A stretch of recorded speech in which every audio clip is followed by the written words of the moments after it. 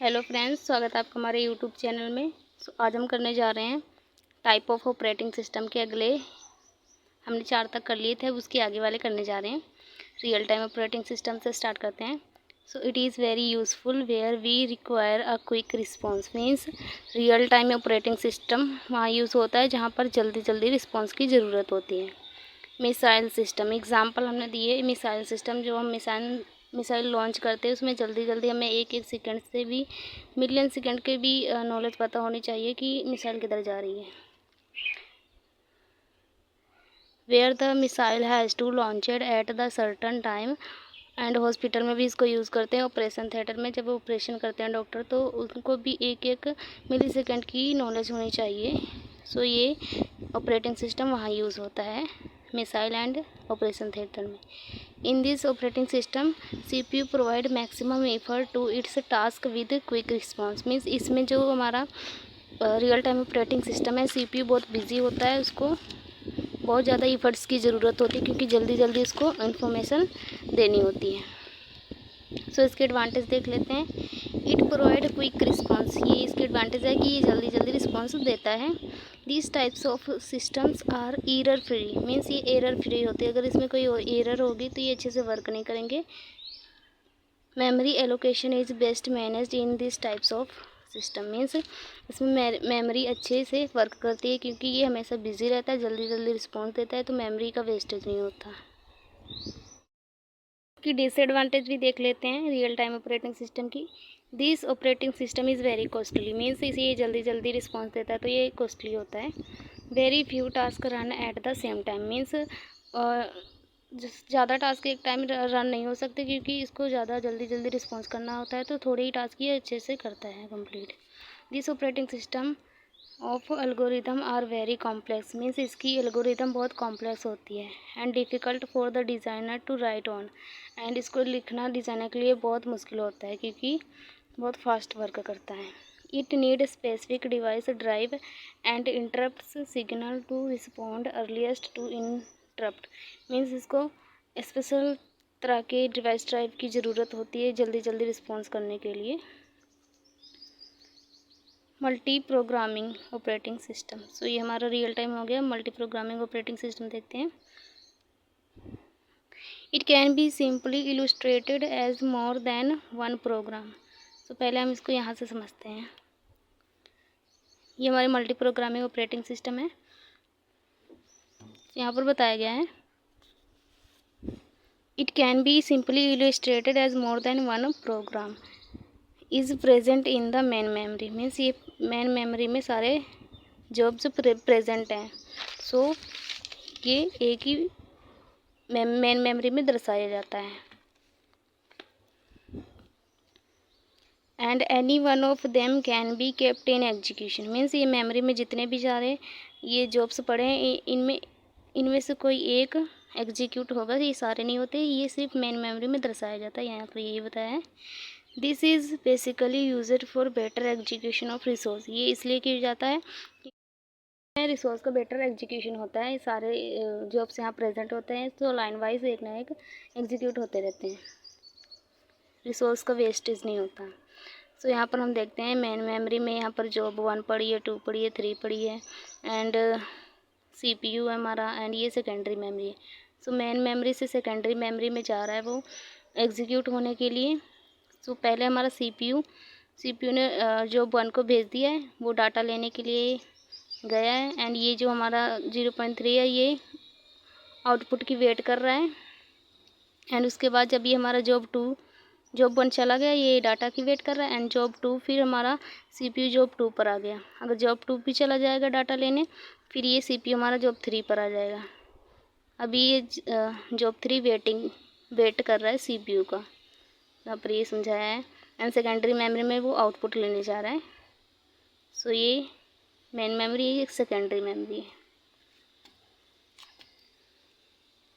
इसकी advantage and disadvantage देखते हैं। It helps in reducing the response time. ये रिस्पॉन्स टाइम को रिड्यूस करता है क्योंकि एक जा रहा है फिर उसके बाद CPU दूसरे को अलोकेट करने लग रहा है, तो यहाँ पर रिस्पॉन्स टाइम कट रहा है। मीन्स सबको रिस्पॉन्स बराबर मिल रहा है एक के बाद एक। It helps to run all job in single application simultaneously, means ये सारी जॉब को लाइन बाय लाइन से रन कर रहा है, तो ये साइमल्टेनियसली भी वर्क कर सकता है। Disadvantage, it is highly complicated and complex, means ये बहुत कॉम्प्लिकेटेड एंड कॉम्प्लेक्स मीन्स कठिन है इसको करना। The CPU scheduling is required, means इसमें CPU बार बार वर्क कर रहा है, एक जॉब जा रही है दूसरे पर, फिर वो एग्जीक्यूट करने जा रहा है, तो CPU शेड्यूलिंग इसमें ज़रूरी होती है। अगला है हमारा पर्सनल कंप्यूटर सिस्टम।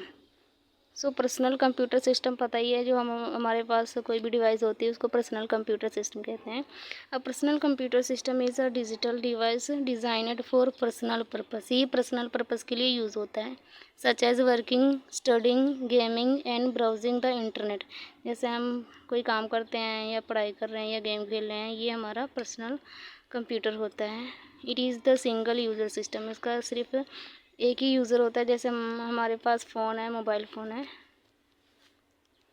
सो इसकी एडवांटेज देखते हैं।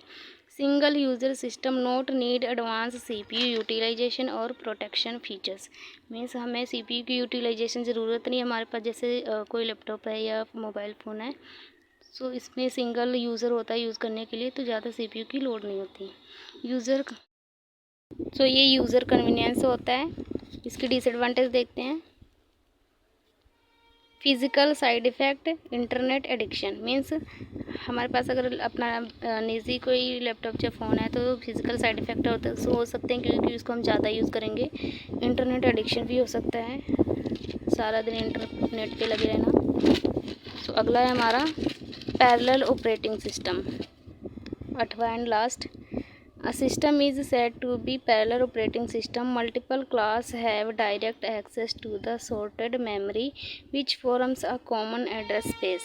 Means a system is said to be parallel. उसको हम parallel जिसमें हमारे मल्टीपल क्लासेस, कई सारी classes have direct access to the shared memory which form the common address, means कई सारी क्लासेस मेमोरी को एक साथ यूज़ कर रही हैं, मल्टीपल क्लासेस है डायरेक्ट एक्सेस कर रही हैं।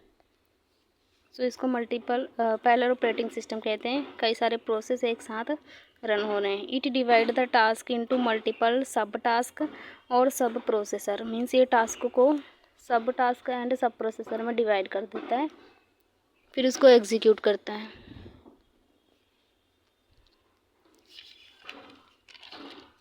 इसकी एडवांटेज एंड डिसएडवांटेज देख लेते हैं। It reduce the task completion time since multiple process are run simultaneously, means कई सारे प्रोसेस एक साथ जा रहे हैं तो कई सारे टास्क एक साथ रन हो सकते हैं। It can solve the large and complex operating problem.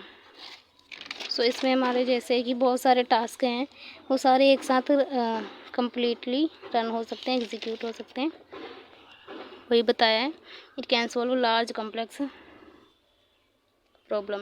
It can allocate much more memory, means इसमें मेमोरी एलोकेशन ज़्यादा होती है। डिसएडवांटेज,